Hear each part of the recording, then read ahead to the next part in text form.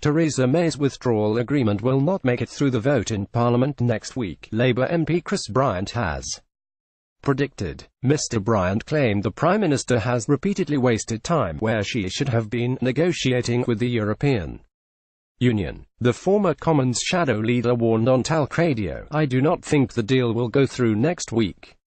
I think there will then be chaos for the next 2 weeks, and I fear that we will get March 29th. Because unfortunately the Prime Minister has repeatedly wasted time. We had a general election we should never have had, that wasted about 4 months when there was no negotiation going on. I voted against triggering Article 50 because I thought the government didn't know what it wanted to get out of the negotiating process. All my trade union friends say to me, you never start a row with the management unless you know what you are trying to achieve. Frankly, I do not give a monkey's toenail about the backstop. In fact, I care about it so little I don't really understand it. What I do care about is the ongoing relationship with the European Union, because I want to know whether it is going to be easy for British people to go on holiday and people to come here, and whether it's going to be easy for British farmers to sell beef and lamb and so on across Europe." Brexit news.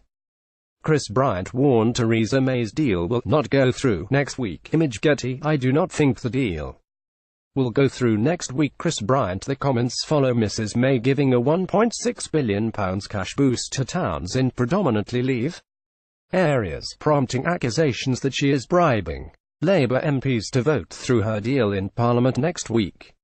The Stronger Towns Fund, launched today, will be targeted at places that have not shared in the proceeds of growth in the same way as more prosperous parts of the country, ministers said. The money, which has been allocated using a needs-based formula, will be aimed at creating new jobs, helping train local people and boosting economic activity.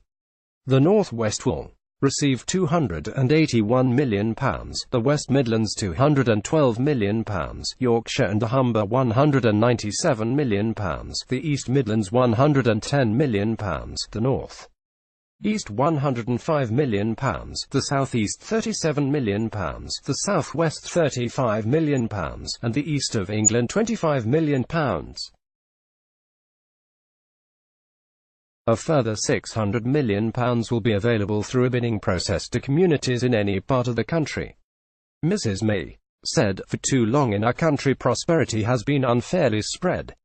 Our economy has worked well for some places, but we want it to work for all communities." Communities across the country voted for Brexit as an expression of their desire to see change. That must be a change for the better, with more opportunity and greater control. These towns have a glorious heritage, huge potential and, with the right help, a bright future ahead of them. The move has faced backlash, with Labour Shadow Chancellor John McDonnell saying, "This sounds fun, smacks of desperation from a government reduced to bribing MPs to vote for the damaging flagship Brexit legislation. The reason our towns are struggling is because of a decade of cuts, including to council funding and a failure to invest in businesses and our communities." Labour pledged in 2017 that we will establish a network of regional development banks that will be dedicated to delivering the finance that our small businesses, cooperatives and innovative projects need across the whole country. No Brexit bribery, stable investment where it's most needed, Anna Soubry also said.